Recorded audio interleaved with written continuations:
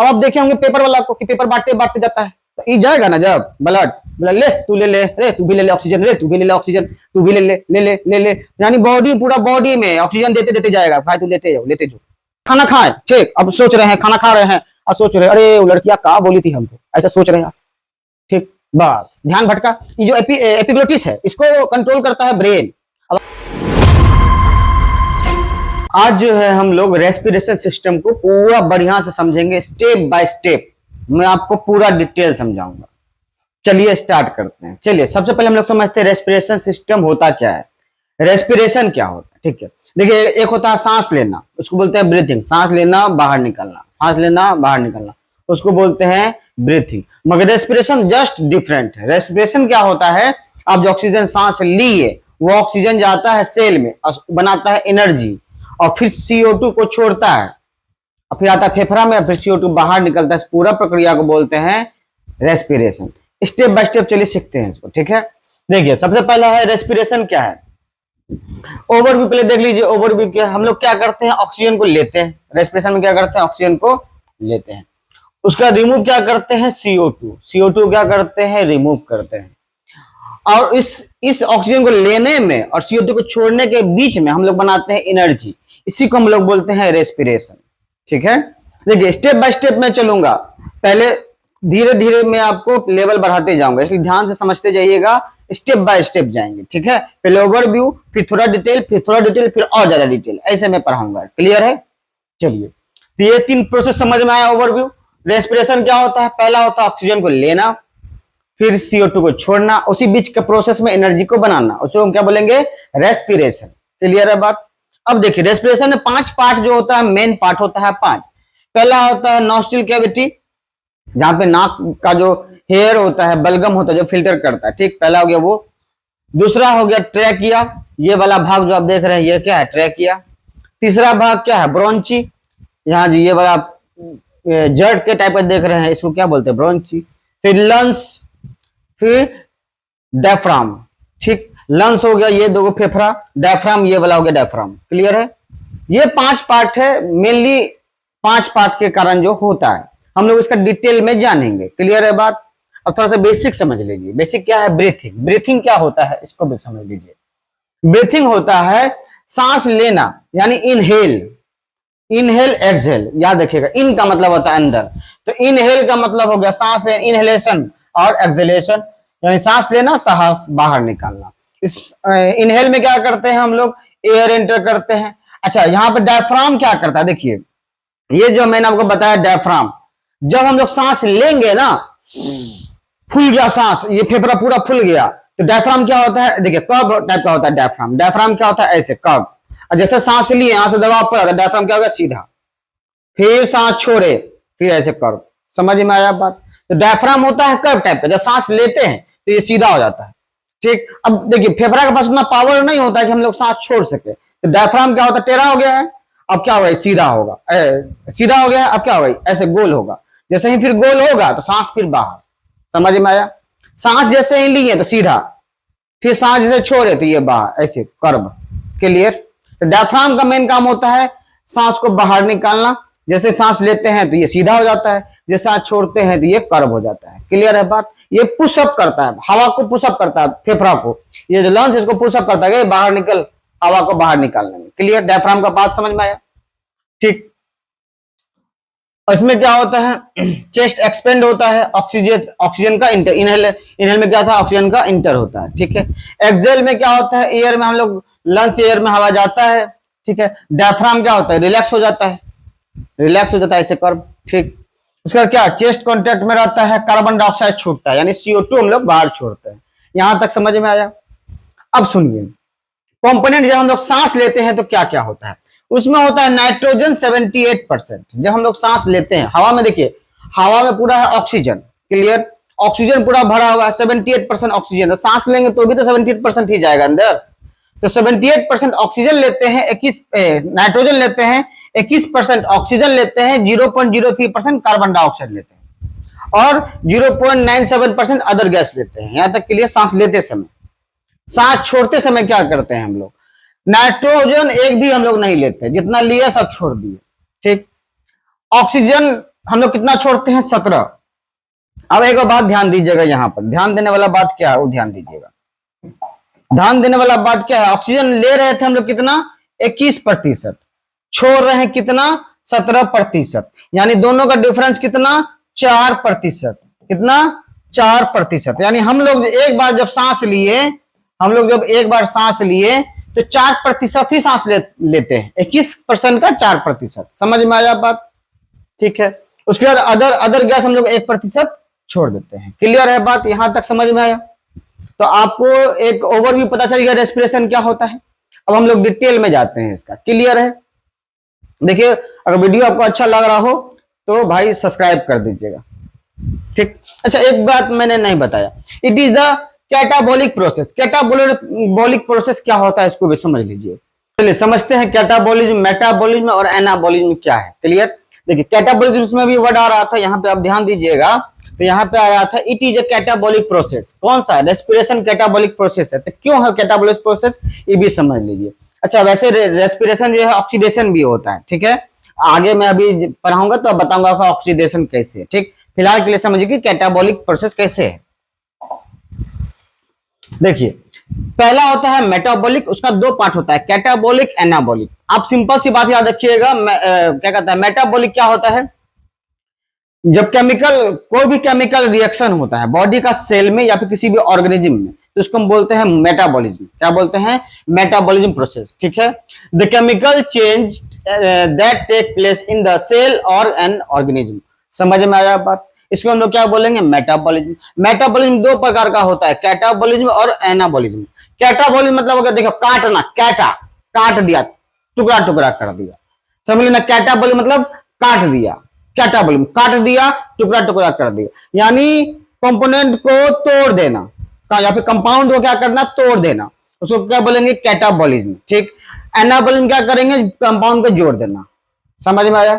ध्यान से समझिए। यहां पे देखिए, यहां पे ग्लूकोज था, ऑक्सीजन का क्या किया? तोड़ दिया उसको, ठीक है। तो यहां पे क्या किया, मॉलिक्यूल को क्या किया, ग्लूकोज का मॉलिक्यूल ऑक्सीजन मिला तो क्या हुआ? तोड़ दिया ना। तो कैटाबॉलिज्म का मतलब होता है ऐसा, देखिए, break down of complex substance into the simpler ones. समझ में आया बात? यानी क्या करता है? ब्रेक डाउन कर देता है।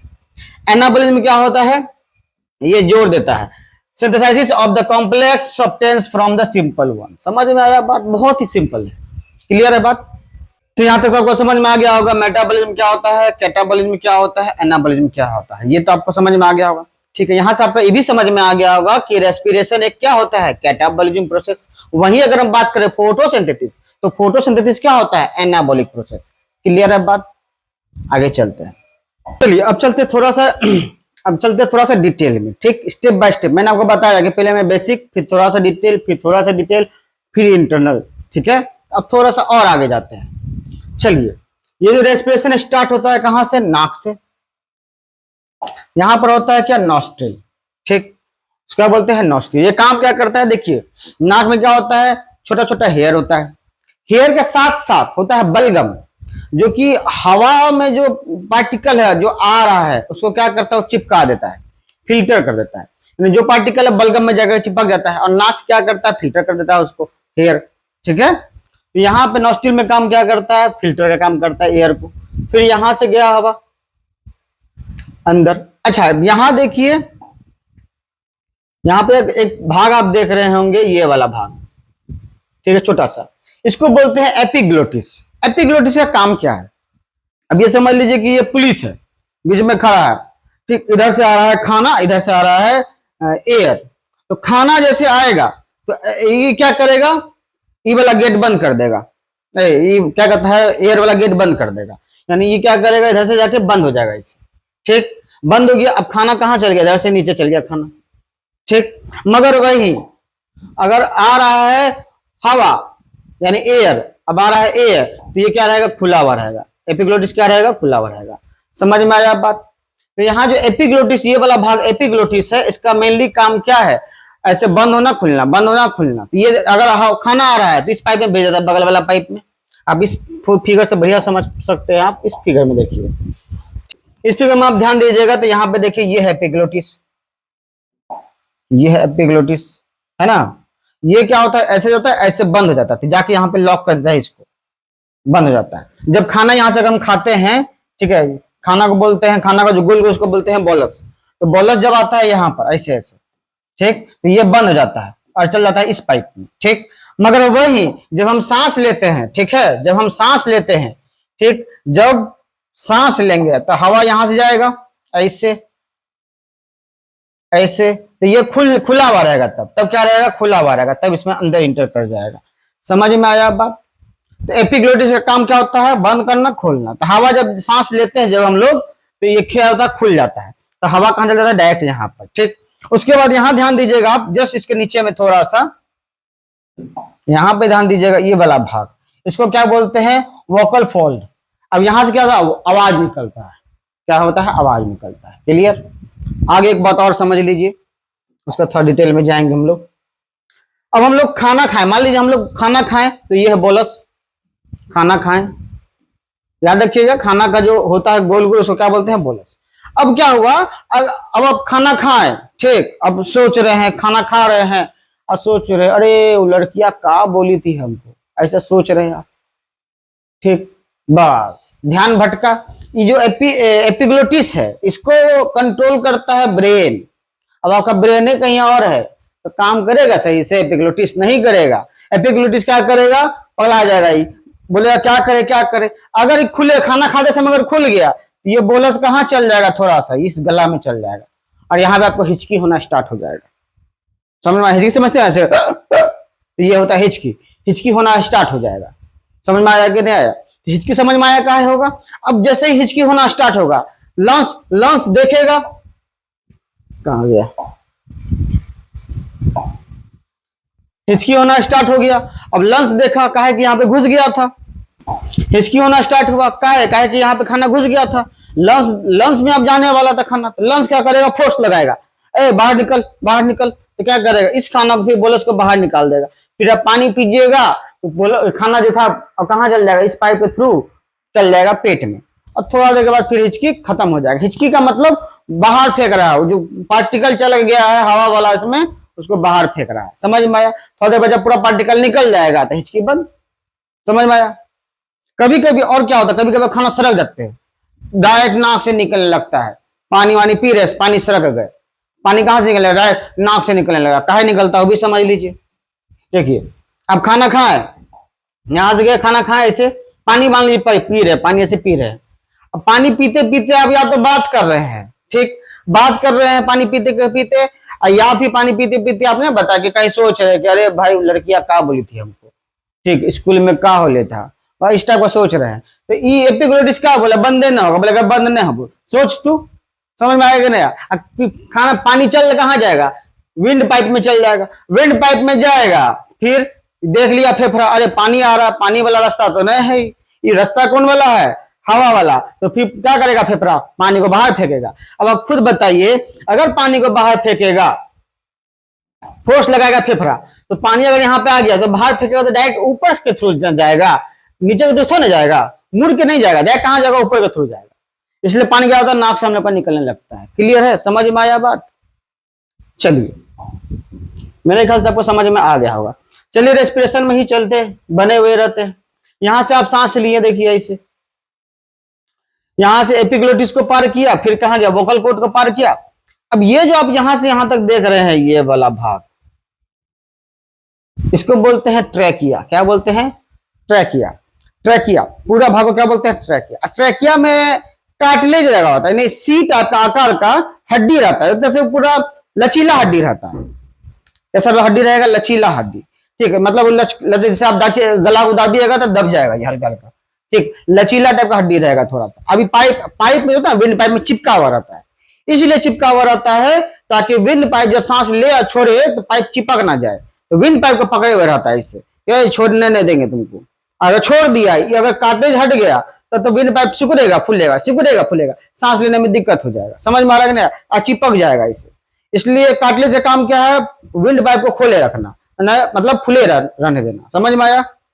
तो यहां से हम तक को बोलेंगे ट्रैकिया, ठीक, क्या बोलेंगे, ट्रैकिया। ट्रैकिया में होता है क्या, इसको विंड पाइप बोलते हैं, और ट्रैकिया में होता है क्या, कार्टिलेज, हड्डी देख रहे होंगे आप, हड्डी ऐसे बना हुआ है, इसको क्या बोलते हैं, कार्टिलेज से बना होता है। क्या उसको बोलते हैं, कार्टिलेज। क्लियर है बात, ठीक। लेरिक्स का मैंने बता दिया, वॉइस को वॉइस बॉक्स बोलते हैं इसको, ठीक। अब देखिए ट्रेकिया से अब जैसे ही आगे गए तो आप देख रहे होंगे जर। अब जर समझ लीजिए, जर का एक मोटा भाग, मोटा से छोटा छोटा पतला भाग, तो मोटा भाग को बोलेंगे क्या, ब्रोंची। मोटा भाग को क्या बोलेंगे, ब्रोंची। जो छोटा छोटा भाग है ब्रोंचियोल्स, क्या बोलेंगे उसको, ब्रोंचियोल्स। समझ में आ रहा है, मोटा भाग ब्रोंची, मोटा पतला पतला भाग ब्रोंचियोल। तो यहाँ पे आप देख रहे होंगे जो मोटा मोटा भाग है उसको बोलेंगे ब्रोंची, और जो पतला पतला भाग है उसको क्या बोलेंगे, ब्रोंचियोल। क्लियर बात, फिर से सुनिए स्टार्टिंग। हवा नाक से घुसा, ठीक है, नोस्ट्रिल के थ्रू फिल्टर हो गया, फिल्टर होने के बाद ऊपर गया, फिल्टर होने के बाद यहां से आया, गला में आया, एपिग्लोटिस को पार किया, एपिग्लोटिस को पार करके विंड पाइप में घुसा, ठीक। लिरिक्स बॉक्स यानी वॉइस बॉक्स को पार किया, फिर कहां घुसा, विंड विंड क्या कहता है, घुसा कहां, विंड पाइप में यानी ट्रैकिया में घुसा, ट्रैकिया में घुसा ऐसे ऐसे। अब ट्रैकिया में घुसने के बाद मैंने आपको बताया, ट्रैकिया में घुसने के बाद फिर कहां गया, ब्रोंची में, फिर ब्रोंची से कहां गया, ब्रोंचियोल्स में, यानी पहले मोटा में गया, फिर कहां गया, पतला वाला भाग में। समझ में आ रहा है यहां तक, क्लियर। और मैंने आपको बताया था ट्रेकिया का जो हड्डी बना हुआ है कार्टिलेज, उसको क्या बोलेंगे, कार्टिलेज। क्लियर है, कार्टिलेज से बना हुआ, क्लियर। आगे चलते हैं, अब ब्रोंचियोल तक आप पहुंच चुके हैं। ब्रोंचियोल से जैसे ही हवा जो है पास होगा, यानी एयर कहां जाएगा, एलोवेली में जाएगा। कहां जाएगा, एलोवेली में। अब एलोवेली को बढ़िया से समझते हैं, उसके बाद आगे चलते हैं, ठीक है। अब ध्यान से समझिए, कहां गया, एलोवेली में। एलोवेली का आप ध्यान से देख रहे होंगे, अंदर में खड्डा खड्डा खड्डा खड्डा खड्डा खड्डा टाइप का है, ठीक। अब है क्या, अब वो खड्डा खड्डा क्या है, गड्ढा गड्ढा, उसी में जाता है हवा, उसी में जाता है। जो गड्ढा गड्ढा देख रहे हैं इसी में हवा जाता है। अब गड्ढा के बगल बगल देखेंगे, रेड पाइप होगा और ब्लू पाइप होगा, ठीक है। दोनों क्या है, कैपिलरीज है। कैपिलरीज क्या होता है, ब्लड का पतला पतला बाल, इतना पतला पतला धागा जो होता है ना, उसको बोलते हैं कैपिलरीज, जिससे ब्लड सेल पास होता है, ठीक है। उसको क्या बोलते हैं, कैपिलरीज। इतना पतला होता है कि ब्लड का सिंगल सेल पास हो पाता है, उससे सिंगल सेल पास होगा, ठीक है। उसको क्या बोलेंगे, कैपिलरीज। कैपिलरीज पूरा कवर किया हुआ है। अब एक बात और बात समझिए, इसको आप देख रहे हैं ना, इसमें छेद छेद छोटा छोटा छोटा छोटा छेद होता है, जिससे ऑक्सीजन का आर पार होते रहता है, ऑक्सीजन कार्बन डाइऑक्साइड फ्लो होते रहता है, बहुत छोटा छोटा होता है। ये चिपका होता है एलोवेली में, पूरा कैपिलरीज एलोवेली में पूरा चिपका होता है। देखिए यहाँ आप ध्यान दे रहे होंगे, पूरा चिपका हुआ, ठीक। अब यहाँ ध्यान दीजिए, देखिए यहाँ पे देख रहे हैं कैपिलरीज है, कैपिलरीज, ये सब क्या है, कैपिलरीज चिपका हुआ है, यानी एलोवेली की आधा काटा हुआ है। तो आप ध्यान दीजिएगा, इस टाइप से, ठीक है, चिपका हुआ है। अब आगे समझिए, अब ये फिगर आप देख रहे होंगे तो यहां समझ में आ रहे होंगे। अगर आप हार्ट वाला मेरा वीडियो देखे होंगे तो आपको एक बात याद होगा, पल्मोनरी कैपिलरीज क्या होता है, जिसमें CO2, ऐसा कैपिलरीज जिसमें CO2 फ्लो हो रहा है, उसको बोलेंगे पल्मोनरी कैपिलरीज, ठीक है। अब ध्यान दीजिए, ये वाला जो पाइप देख रहे हैं आप, यहाँ से CO2 आ रहा है, CO2 आ रहा है, आ रहा है, आ रहा, और धीरे धीरे कहाँ, बाहर इस खड्डा वाला, गड्ढा वाला में, यानी यहाँ जो आप देखे थे, ये वाला गड्ढा गड्ढा, इसी में जा रहा है। कहाँ जा रहा है, गड्ढा गड्ढा में जा रहा है। और इसी में ऑक्सीजन भी है, क्या है, ऑक्सीजन भी है। मैंने आपको बताया था, हम लोग 21% ऑक्सीजन लेते हैं कितना ऑक्सीजन, 21%, 21% लेते हैं, 21%, जिसमें से 17% फिर छोड़ देते हैं। रखते कितना परसेंट है, 4% ही अपने पास रखते हैं, ठीक है। तो यहां से ऑक्सीजन आ रहा है, कार्बन डाइऑक्साइड यहां से पास होते होते इसमें छोड़ते जा रहा है, कार्बन डाइऑक्साइड रिलीज करते जा रहा है, ठीक। और यहाँ पे ऑक्सीजन जो है, ऑक्सीजन फिर यहाँ पे घुसते जा रहा है इस कैपिलरीज में। अब देखिए, पहले था पल्मोनरी कैपिलरीज, अब हो जाता है क्या, पल्मोनरी वेन। पल्मोनरी वेन क्या होता है, जो जिसमें ऑक्सीजन भरपूर होता है, यानी ऐसा वेन जिसमें ऑक्सीजन का मात्रा ज्यादा है, उसको बोलेंगे पल्मोनरी वेन। ऐसा वेन जिसमें क्या कहता है, कार्बन डाइऑक्साइड का मात्रा ज्यादा है, उसको बोलेंगे पल्मोनरी कैपिलरीज। क्लियर बात, समझ में आया। तो ये था पाइप एक ही गो, यहाँ पे ऑक्सीजन घुस रहा है, कार्बन डाइऑक्साइड घुस रहा है, ऑक्सीजन यहाँ पे घुस रहा है, यहाँ से कार्बन डाइऑक्साइड निकल रहा है बाहर, देखिए कार्बन डाइऑक्साइड बाहर निकल रहा है, और यहाँ पे क्या ऑक्सीजन घुस रहा है। तो सेम पाइप, पहले पल्मोनरी कैपिलरीज कहला रहा था, अब क्या कहला रहा है, पल्मोनरी वेन। समझ में आया बात आपको, आगे चलते हैं। मेरे ख्याल से यहां तक तो समझ में आ गया होगा आपको,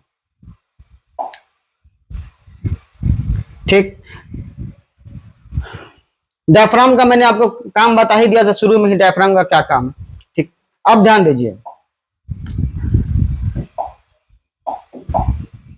अब यहां हुआ क्या, CO2 चल, इसमें आ गया, एलोवेली में CO2 आ गया, एलोवेली में CO2 आ गया, CO2 फिर एलोवेली से कहां जाएगा, एल्वियोली फिर जाएगा ब्रोंची में, ब्रोंची से ब्रोंचियल में, ब्रोंचियल से ब्रोंची में, फिर ट्रेकिया, फिर सांस के थ्रू बाहर निकाल देंगे। यहां तक समझ में आया प्रोसेस, सांस लेना बाहर निकालना। मेरे ख्याल से यहां तक समझ में आपको आ गया होगा। अब चलते हैं और डिटेल में, ठीक है। अब देखिए, अब ये जो होता है ना, ये ऑक्सीजन जाके मिल गया ब्लड में, ठीक है। यहां पे आप ध्यान दीजिएगा, तो ऑक्सीजन कहां जाके मिल गया, ब्लड में मिला कि नहीं मिला, मिला कहां पे है, ब्लड में मिल गया। अब ब्लड ऑक्सीजन को ले जाएगा, ठीक। जैसे आप देखे है ना पेपर वाला को, पेपर वाला क्या करता है, जाता है साइकिल में, पेपर को दे ले जाता है, तो ये क्या करेगा, ब्लड ऑक्सीजन को ले लिया, अब ऑक्सीजन को लेकर पूरा बॉडी में जाएगा, फिर कहां जाएगा, हार्ट में, हार्ट ऐसे पंप करेगा। हार्ट तो आप पढ़ाए थे, इसका पहले वाला वीडियो में आप देख लीजिएगा, मेरे चैनल पे होगा हार्ट मैंने आपको पढ़ाया था। तो हार्ट में जाएगा, ये वाला पल्मोनरी वेन कहां जाएगा, हार्ट में, हार्ट अप करेगा उसको, जा बोलेगा जाओ, दाब देगा उसमें जोर से, तो पूरा पाइप से निकलेगा, ऊपर भी ब्लड और नीचे भी ब्लड, ऑक्सीडाइज्ड ब्लड, बॉडी में ब्लड जाएगा। क्लियर बात। अब आप देखे होंगे पेपर वाला को कि पेपर बांटते बांटते जाता है, तो ये जाएगा ना जब ब्लड, बोला ले तू ले रे, तू भी ले ऑक्सीजन, रे तू भी ले ऑक्सीजन, तू भी ले, यानी बॉडी, पूरा बॉडी में ऑक्सीजन देते देते जाएगा, भाई तू लेते जाओ। समझ में आया बात, ऑक्सीजन। अब वही ऑक्सीजन जाता है फिर कहां, सेल में, कहा जाता है सेल में, और सेल में बनता है एनर्जी। तो अभी मैं आपको बताऊंगा, अब डायरेक्ट में जाऊंगा सेल में। यहां तक तो आपको समझ में आ गया होगा, अभी समझ में आ गया कि ऑक्सीजन ब्लड में मिल गया। अब ऑक्सीजन को लेके कौन जा रहा है, ब्लड। अब ब्लड जाते जाते क्या कर रहा है, पूरा बॉडी में तो ब्लड कैपिलरीज है ही, तो कैपिलरीज क्या कर रहा है, ऑक्सीजन को बांटते जा रहा है, तू भी ले, यानी जितना भी बॉडी में सेल है सबको बांटते जा रहा है, सब ले ऑक्सीजन लो, बांटते जा रहा है, ठीक। और फिर आते समय सबसे कार्बन डाइऑक्साइड लेते आ रहा है, यानी पेपर वाला पेपर एक बार देने गया, पेपर दे के फिर रिटर्न आ रहा है, तो पैसा लेते आ रहा है। तो पेपर समझ लीजिए ऑक्सीजन, और लेके जो आ रहा है, इस पैसा जो लेके आ रहा है समझ लीजिए CO2। समझ में आया बात। अब चलते हैं, अब देखिए ब्लड लेके जाएगा ऑक्सीजन, अब ऑक्सीजन जाएगा सेल में। अब सेल में कौन सा प्रक्रिया होगा, इसको अब हम लोग समझते हैं। मेरे ख्याल से यहां तक आपको 100% समझ में आ गया होगा। क्लियर, आगे चलते हैं। अब यहां पे मैंने आपको शुरू में ही बताया था कि ये जो प्रक्रिया होता है रेस्पिरेशन, ठीक है। रेस्पिरेशन में क्या होता है, एनर्जी बनता है। तो एनर्जी बनता है कहां पे, सेल में बनता है।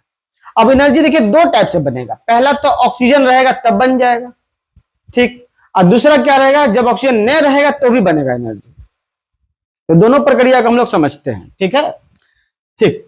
अब देखिए रेस्पिरेशन का दो टाइप होता है, ठीक है, aerobic respiration, anaerobic respiration. Aerobic respiration, anaerobic. देखिए अब यहां पे एक बात ध्यान दीजिएगा याद करने के लिए, एना मतलब बिना ऑक्सीजन, ठीक है। एना ना का मतलब समझ ना, एनारोबिक, एना मतलब ऑक्सीजन नहीं चाहिए। तो जिस रेस्पिरेशन में ऑक्सीजन की जरूरत नहीं पड़ता है, ठीक है, यानी विदाउट ऑक्सीजन, उसको हम बोलते हैं एनारोबिक। जिसमें ऑक्सीजन की जरूरत पड़ता है उसको बोलते हैं एरोबिक। क्लियर है बात, समझ में आया, ठीक है। अब एनारोबिक को समझते हैं और एरोबिक को समझते हैं, ठीक है। अब समझिए होता क्या है, ठीक है। अब ये समझ लीजिए ये है बॉडी का सेल, क्या है, बॉडी का सेल, ये है बॉडी का सेल। समझिएगा ध्यान से, बॉडी का क्या है, सेल, ठीक। अब सेल का जो ये वाला भाग है, बीच वाला भाग, उसको बोलते हैं साइटोप्लाज्म। क्या बोलते हैं, साइटोप्लाज्म, साइटोप्लाज्म। लिक्विड, बीच वाला जो भाग है लिक्विड है, उसको क्या बोलते हैं, साइटोप्लाज्म, ठीक है। ये है न्यूक्लियस, बीच वाला क्या है, न्यूक्लियस। इसमें एक और भाग होता है, वो होता है माइटोकॉन्ड्रिया। क्या होता है, माइटोकॉन्ड्रिया, ठीक, माइटोकॉन्ड्रिया। क्लियर। अब ध्यान से सुनिएगा मेरे बात को, सुनते रहिएगा तो समझ में आएगा बढ़िया से। जो लिक्विड भाग है, ये पूरा भाग, इसको बोलते हैं साइटोप्लाज्म। और साइटोप्लाज्म में ही होता है ग्लूकोज, यानी C6H12O6। ये कहां होता है, साइटोप्लाज्म में होता है, ठीक। क्लियर बात। अब साइटोप्लाज्म में जो ये रहता है ना ग्लूकोज, अब यहां पर अब ऑक्सीजन क्या करता है, सेल में ऑक्सीजन भी रहता है और ग्लूकोज भी रहता है। ऑक्सीजन पहले ग्लूकोज को देखता है कि अरे भाई ये तो बहुत बड़ा है, देखिए C6H12O6, तो बहुत बड़ा मॉलिक्यूल है ये, क्या कहता है, हाँ मॉलिक्यूल है, बहुत बड़ा मॉलिक्यूल है, भारी है, ऑक्सीजन अगर इसको तोड़ नहीं पाएगा, तो देखा भाई बाप रे बाप ये तो बहुत बड़ा है, टूटेगा नहीं है। समझ में आया कि नहीं आया? ठीक, तो ऑक्सीजन इसको नहीं तोड़ा, तोड़ा क्यों? तो सेल क्या किया, ऑक्सीजन से तो टूटेगा नहीं, सेल क्या किया, 2 एटीपी भेजा। क्या भेजा? एटीपी।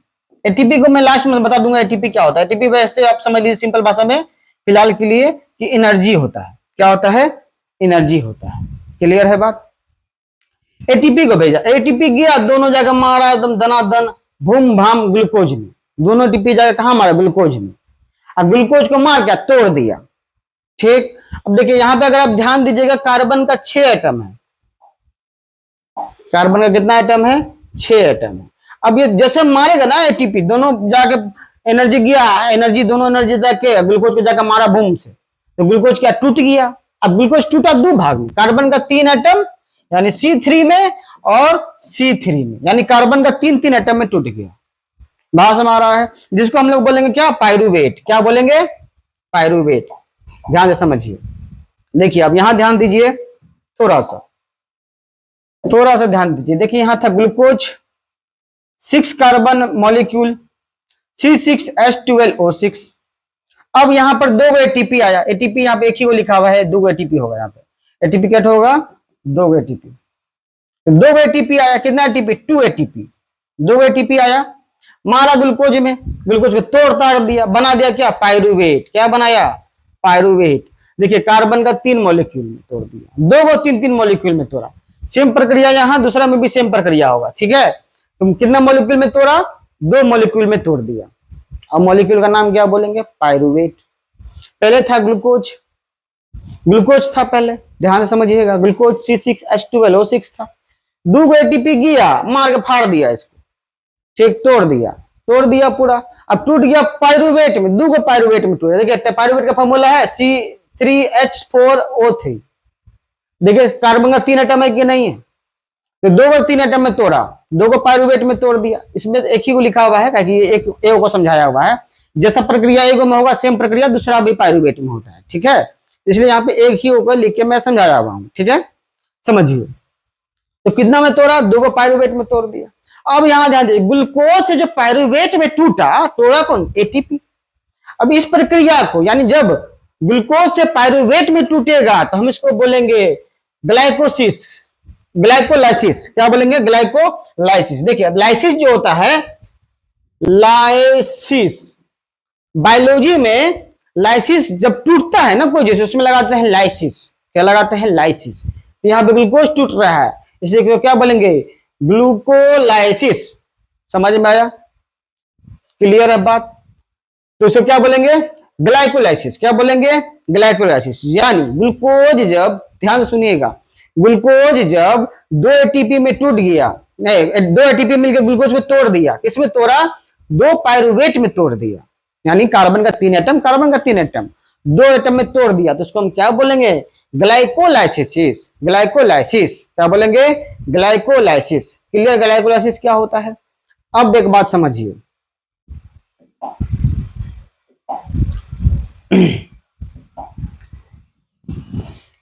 यहां से यहां टूटा, ग्लाइकोलाइसिस। क्लियर? अभी किसमें तोड़ दिया? पायरुवेट में तोड़ दिया, 2 को पायरुवेट में, C6 था, CH हो जाएगा 4, O हो जाएगा 3, उसी तरह यहां पर C3H4O3। 2 मॉलिक्यूल, किसका मॉलिक्यूल है ये? पायरुवेट का। तो इसको क्या बोलेंगे? ग्लाइकोलाइसिस। ग्लाइकोलाइसिस। क्या बोलेंगे? ग्लाइकोलाइसिस। क्लियर बात? यहां तक समझ में आया? अब ये प्रक्रिया हुआ कहां पे? ये भी कभी कभी क्वेश्चन में, न्यूमेरिकल क्वेश्चन में आपसे पूछ देगा कि ये जो ग्लाइकोलाइसिस होता है ये कहां पे होता है। तो देखिए साइटोप्लाज्म में होता है, यानी बाहर सेल के अंदर जो लिक्विड वाला है भाग है उसी में हो रहा है ग्लाइकोलाइसिस। तो ग्लाइकोलाइसिस का जो प्रोसेस है कहां पे होता है? तो साइटोप्लाज्म में होता है। यहां तक क्लियर? समझ में आया? अब आगे बढ़ते हैं। अब देखिए हुआ क्या। अब यहां मैं आपको बताया था, यहां पे था ऑक्सीजन, ऑक्सीजन को तो बांट दिया था, चल गया था ऑक्सीजन भीतर में। अब ये टूट गया 2 भाग में, यानी यहीं पे टूट गया 2 भाग में। अब ऑक्सीजन देख लिया कि अरे भाई पायरुवेट तो तो ग्लूकोज टूट गया पायरुवेट में, अब एकरा तोड़ने में मजा आएगा। ठीक, जैसे ही पायरुवेट देखा ग्लूकोज इसको वो ऑक्सीजन को भागना स्टार्ट किया। पहले था साइटोप्लाज्म में, ठीक है, ध्यान से समझिएगा, पहले था कहां, साइटोप्लाज्म में, टूटा कहां, पायरुवेट साइटोप्लाज्म में। अब ऑक्सीजन इसको तोड़ने के लिए पागल कि अब हम पायरुवेट को तोड़ेंगे, फोड़ देंगे पूरा। समझ में आया? ये दोनों क्या किया, दोनों भाग गया कहां पे, दूसरा मैं समझाता हूं, मैं ज्यादा घिचपिच हो गया।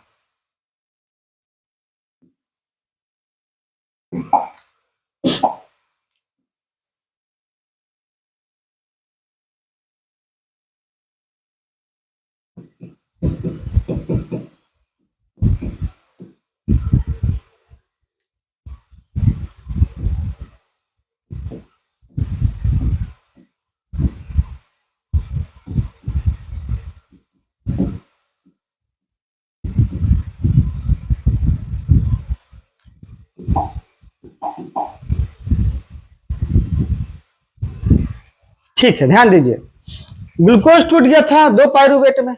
अब पायरुवेट देखा ऑक्सीजन को, अरे बाप रे बाप, ये तो हमारा थुरेगा। तो ये क्या किया, दौड़ के भागा, कहां भागा, माइटोकॉन्ड्रिया में। कहां भागा, दौड़ लिया माइटोकॉन्ड्रिया में।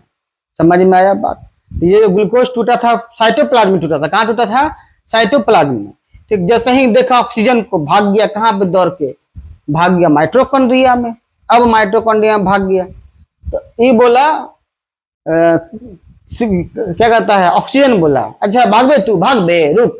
यो पीछा पीछा कर ले भाग गया कहां पे, माइटोकॉन्ड्रिया में। क्लियर बात यहां तक? यानी ये दोनों कहां गया, माइटोकॉन्ड्रिया, यो कहां गया, माइटोकॉन्ड्रिया। क्लियर? अब दोनों कहां चल गया, माइटोकॉन्ड्रिया में। अब कहां भागेगा, भाग तो गया माइटोकॉन्ड्रिया में, अब तो भाग नहीं पाएगा दोनों। तोड़ेगा कौन इसको, ऑक्सीजन। अब दोनों को क्या करेगा, थूड़ देगा, बूम भाम तोड़ देगा। बात हमारा पूरा तोड़ देगा इसको। समझ में आया बात? यहां तक तो आपको समझ में आ गया होगा कि ऑक्सीजन भी कहां गया, माइटोकॉन्ड्रिया में। अब बोला अब तो हम तुमको तोड़ेंगे। अब क्या तोड़ेंगे, देखिए बन गया था क्या, पायरुवेट बन गया था, C3H4O3। ये क्या था, पायरुवेट था। अब ऑक्सीजन गया, इसके साथ कौन मिला, ऑक्सीजन। कौन गया, ऑक्सीजन गया। इसके साथ में कौन गया, ऑक्सीजन। अब ऑक्सीजन गया इसके साथ में। ठीक, ऑक्सीजन क्या करेगा, इसको तोड़ेगा, थुरेगा इसको। ऑक्सीजन क्या करेगा, थुरेगा यानी तोड़ेगा। अब किसमें तोड़ेगा, तो CO2 में तोड़ दिया इसको। ठीक, और क्या तोड़ दिया, H2O में तोड़ दिया। और क्या तोड़ दिया, एनर्जी में तोड़ दिया। किसमें तोड़ दिया, एनर्जी में। तो CO2 में तोड़ दिया, H2 में तोड़ दिया, एनर्जी में तोड़ दिया। क्लियर बात? अब यहां पे क्या किया, ऑक्सीजन पायरुवेट था, देखिए पायरुवेट था क्या, ग्लूकोज। पायरुवेट क्या, पहले क्या, ग्लूकोज यानी C6H12O6 यानी ग्लूकोज था। ग्लूकोज टूटा किसमें, पायरुवेट में।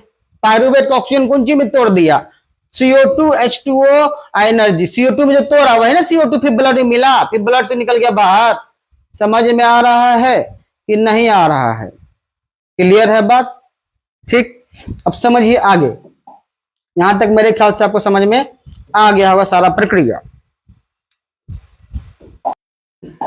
ध्यान दीजिएगा, अभी जो हम लोग जितना पढ़े हैं वो पढ़े हैं प्रेजेंस ऑफ ऑक्सीजन। यानी अभी जो हम लोग पढ़े वो क्या था, ऑक्सीजन तोड़ रहा था पायरुवेट को।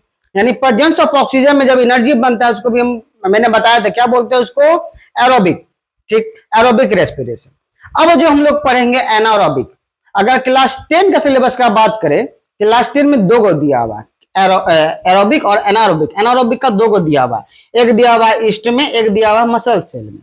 तो हम लोग माइटोकॉन्ड्रिया में पढ़ लिए हैं, ठीक है, बॉडी में ही माइटोकॉन्ड्रिया में पढ़ लिए हैं ऑक्सीजन, प्रेजेंस ऑफ ऑक्सीजन। अब क्या पढ़ेंगे, अब पढ़ेंगे लैक ऑफ ऑक्सीजन। अब देखिए लैक, यहां पर लिखा एब्सेंस ऑफ ऑक्सीजन, अंतर दोनों में थोड़ा सा अंतर है, समझिए। लैक का मतलब होता है कमी। अगर बॉडी में हो रहा है रेस्पिरेशन विदाउट ऑक्सीजन, ठीक है, लैक ऑफ ऑक्सीजन, कि बॉडी में अगर ऑक्सीजन सब निकल गया तो हम भी लोग टपकिए जाएंगे, यानी रहेंगे ही नहीं। तो बॉडी में ऑक्सीजन रहता है, भले एनर्जी बनता है यहां पर, वो बनता है क्या कहता है, विदाउट ऑक्सीजन। ठीक, मगर ऑक्सीजन रहता है। मगर ईस्ट में बात करें तो ईस्ट में ऑक्सीजन नहीं रहेगा। क्लियर है बात, समझ में आया? चलिए हम लोग प्रेजेंस ऑफ ऑक्सीजन यानी एरोबिक हम लोग पढ़ चुके हैं, अब दो को पढ़ेंगे एनारोबिक। ठीक, एनारोबिक के बारे में दो को पढ़ेंगे, बहुत ही अच्छा आसान है, अगर आप एक को समझ गए तो दूसरा भी समझ जाइएगा। पहले से पढ़ लेते हैं ईस्ट का, किसको पढ़ लेते हैं? ईस्ट का। ईस्ट में देखिए, ईस्ट में मैंने आपको बताया था कि यहाँ पायरुवेट, देखिए उसमें जो पायरुवेट टूट रहा था, क्या कहता है, ग्लूकोज टूट रहा था पायरुवेट में। अच्छा, इसका एक पार्ट छूट गया था, प्रेजेंस ऑफ ऑक्सीजन का एक पार्ट मैंने एक बात छूट गया था, उसको भी देख लीजिए, अभी याद आ गया हमको। मैंने माइटोकॉन्ड्रिया बताया, माइटोकॉन्ड्रिया बनेगा जब पायरुवेट टूटेगा, क्या बनेगा? CO2 H2O ATP। तो याद रखिएगा एटीपी जो है 38 ATP बनता है, लगभग कितना? 38 ATP, और ये बहुत ज्यादा एनर्जी हो गया। ठीक, अब विदाउट ऑक्सीजन जो होता है ना, lack of oxygen, absence of oxygen, यहां बनेगा 2 ATP एनर्जी। कितना बनेगा? 2 ATP, यानी थोड़ा सा एनर्जी बनेगा। ऑक्सीजन के साथ में 38 ATP बनेगा एनर्जी। क्लियर? फिर से सुन लीजिए, जब ग्लूकोज से पायरुवेट में चेंज हो रहा था, इसको हम क्या बोल रहे थे? ग्लाइकोलाइसिस। ग्लाइकोलाइसिस क्या बोल रहे थे? ग्लाइकोलाइसिस। ठीक, अब पायरुवेट में जब कार्बन डाइऑक्साइड H2 और ATP में टूट रहा है, ऑक्सीजन जब ऑक्सीजन है तब, ठीक है, तो उसको हम क्या बोलेंगे? Krebs cycle. क्या बोलेंगे? Krebs cycle. अब क्रैब साइकिल क्या है बोलेंगे, ये भी देख लीजिए, ये भाग छूट गया था, उसके लिए सॉरी, उसको भी मैं बता देता हूं, ध्यान दीजिए। ये जो देख रहे हैं माइटोकॉन्ड्रिया, जो आप ऐसे से डिजाइन देख रहे हैं, क्रैब, इसको बोलते हैं क्रैब। तो सारा जो प्रक्रिया होता है, ये वाला पूरा प्रक्रिया CO2 H2O प्लस एनर्जी, ये इस क्रैब में ही होता है, इसको इसलिए बोलते हैं क्रैब साइकिल। क्या बोलते हैं? Krebs cycle. क्लियर है बात? अच्छा, यहां पे बन रहा था कितना एटीपी एनर्जी बन रहा था? 38 ATP एनर्जी बन रहा था, यानी बहुत ज्यादा मात्रा में एनर्जी बन रहा था। इसीलिए माइटोकॉन्ड्रिया का बोला जाता है power house of the cell, यानी इसके पास बहुत पावर है, पूरा एनर्जी भरा हुआ है, power house of the cell. समझ में आया? Power house of the cell काहे बोला जाता था? आप क्लास 10 में पढ़े होंगे, 9th में पढ़े होंगे इसके बारे में, कि माइटोकॉन्ड्रिया को power house of the cell बोला जाता है। आप 10th में आपको समझ में आया काहे बोला जाता है, यानी क्यों बोला जाता है, समझ में आया? माइटोकॉन्ड्रिया में एनर्जी बन रहा था 38। अच्छा, ये जब टूट रहा था, ग्लूकोज जब टूट रहा था, उसको ग्लाइकोलाइसिस बोल रहे थे। ठीक, और जब पायरुवेट टूटेगा तो क्या बोलेंगे? Krebs cycle. क्या बोलेंगे? Krebs cycle. तो क्रैब साइकिल क्या होता है? पायरुवेट टूटता है किसमें? CO2 में, H2O में, एनर्जी में। ठीक है, तो उसको हम क्या बोलेंगे? Krebs cycle. क्या बोलेंगे? Krebs cycle. समझ में आया क्रैब साइकिल क्या होता है? यहां पर क्रैब साइकिल में क्या हो रहा था? डिस्ट्रीब्यूट हो रहा था, ब्रोकन हो रहा था। किसका ब्रोकन हो रहा था? पायरुवेट का ब्रोकन हो रहा था। क्लियर है बात? अच्छा, अब आते हैं ईस्ट में। ईस्ट में क्या होता है? ईस्ट में भी पायरुवेट टूटेगा, मगर इसमें जब टूटेगा पायरुवेट तो बदलेगा क्या? इथेनॉल। क्या बनेगा? इथेनॉल और CO2 और एनर्जी, तीन को चीज इसमें बनेगा। क्या बनेगा?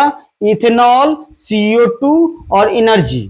अब देखिए, इथेनॉल जो होता है, इथेनॉल होता है एसिड, समझ लीजिए, मैं समझ लीजिए जिससे वाइन भी इथेनॉल से ही बनता है, बोतल वाला।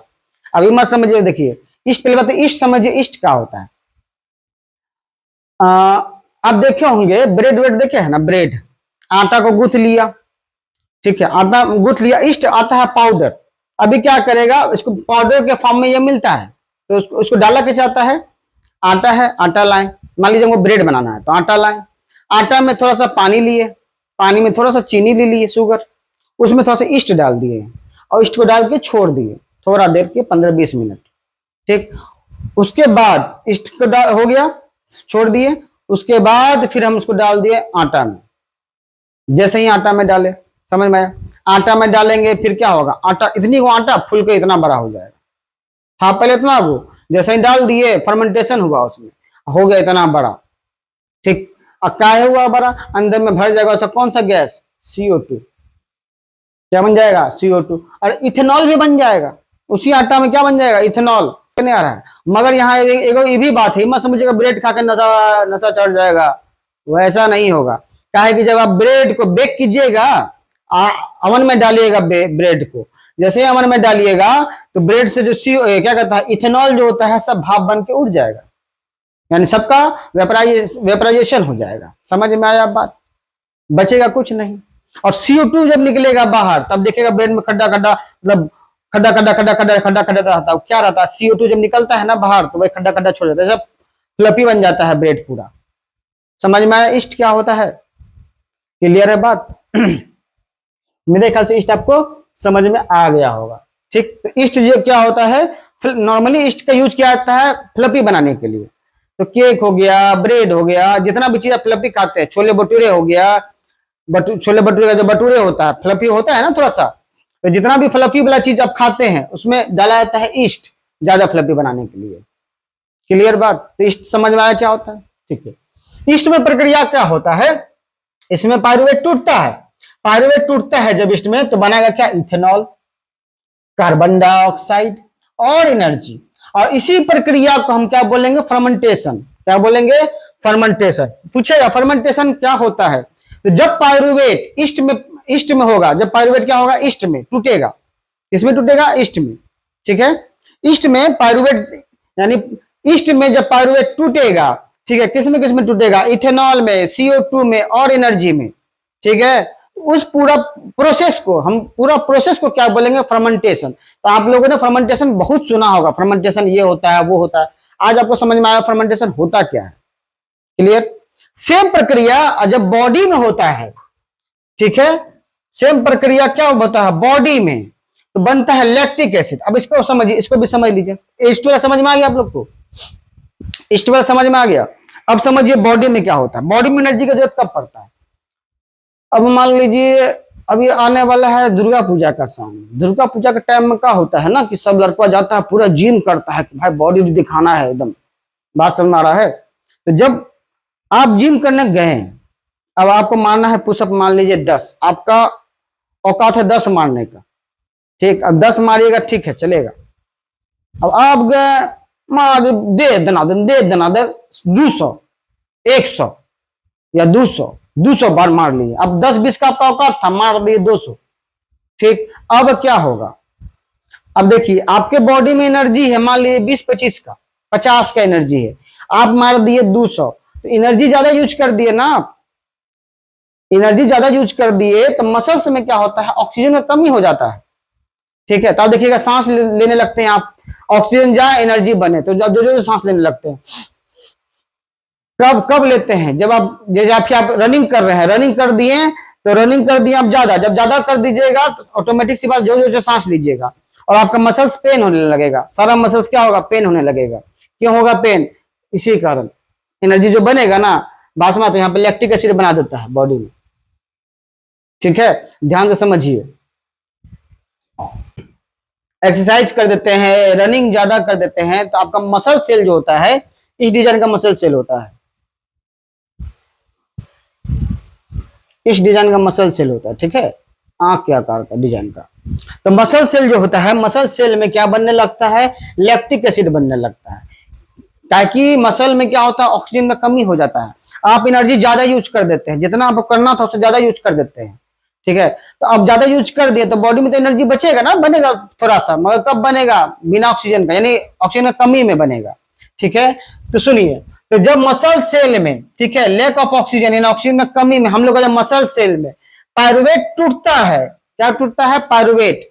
ठीक है, कहां पे टूटेगा? मसल सेल में। इस भी कहां टूटेगा? सेल में ही टूटेगा। ठीक है, पायरुवेट जब टूटेगा, ठीक, तो क्या बनाएगा? लैक्टिक एसिड बनाएगा। लैक्टिक एसिड क्या करेगा? मसल्स में पेन करना स्टार्ट कर देगा, दर्द होना स्टार्ट हो जाएगा। आप जिम जाइए एक दिन और ज्यादा कर लीजिए, 15-20-50 बार कर लीजिए, आप आइएगा ना घर तो आपका पूरा मसल्स ये सब पूरा दर्द होने लगेगा।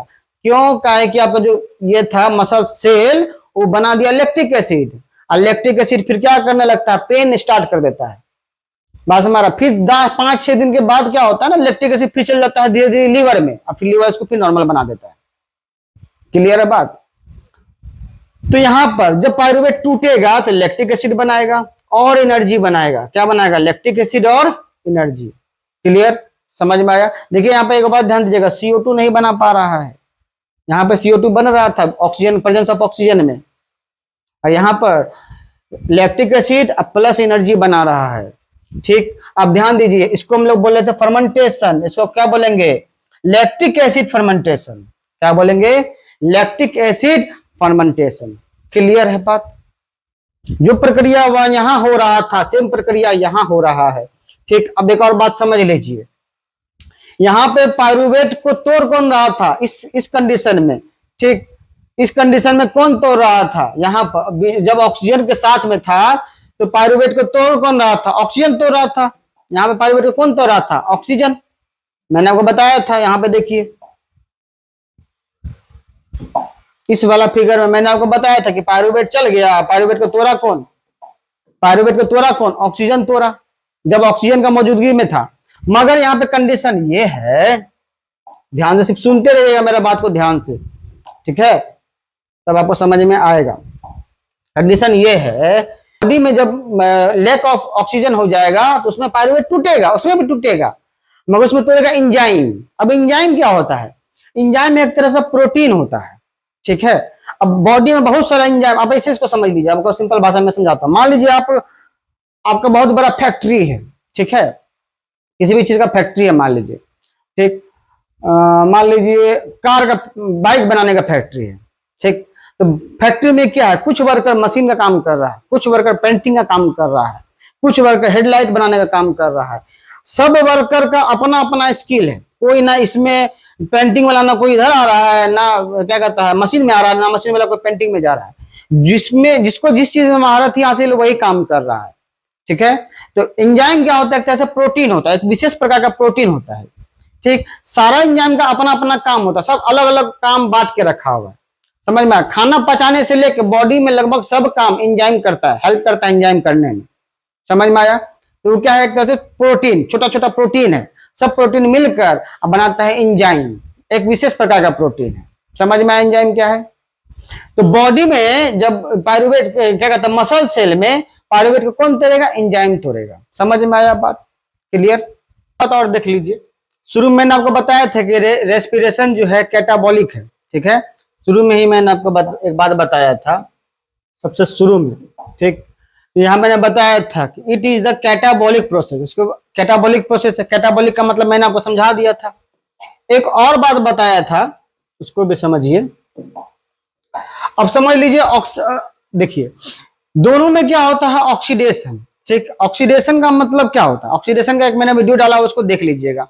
मैं आपको सिंपल वे में बता देता हूँ। ऑक्सीडेशन से जब मॉलिक्यूल टूटता है ना, समझ लीजिए वो ऑक्सीडेशन हो रहा है। जब टूटेगा तो ऑक्सीडेशन, अगर पूरा प्रॉपर तरीके से टूट गया तो समझ लीजिएगा ऑक्सीडेशन हुआ है। अगर प्रॉपर तरीके से नहीं टूटा तो इनकम्प्लीट ऑक्सीडेशन हुआ है। क्लियर बात? तो ऑक्सीडेशन का मतलब क्या है? Loss of electron, gain of oxygen, loss of electron. Clear है बात? ध्यान से समझिएगा। अब यहां पे ध्यान दीजिएगा, इस वाला में एरोबिक रेस्पिरेशन में, ठीक है, एरोबिक में क्या हो रहा है कि यहाँ पे ग्लूकोज टूट रहा है, ग्लूकोज पूरा टूट रहा है, कार्बन डाइऑक्साइड H2O एनर्जी पूरा टूट गया। तो यहाँ पे ऑक्सीडेशन हुआ, कंप्लीट ऑक्सीडेशन हुआ।